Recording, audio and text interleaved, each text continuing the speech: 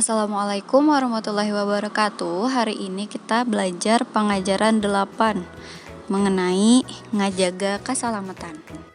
Nah, di buku teman-teman halaman 110 sampai halaman 111 sudah ada cerita mengenai aturan patali marga atau mengenai aturan berlalu lintas.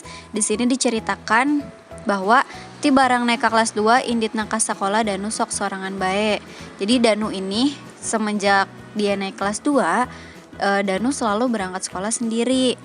Lalu diceritakan bahwa jalan dari rumah Danu menuju ke sekolah itu sulit karena Danu harus mentas jalan atau menyeberangi jalan.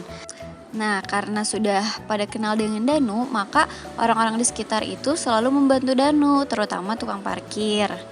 Selain itu, apabila Danu berjalan atau menyeberang, Danu selalu melewati zebra cross.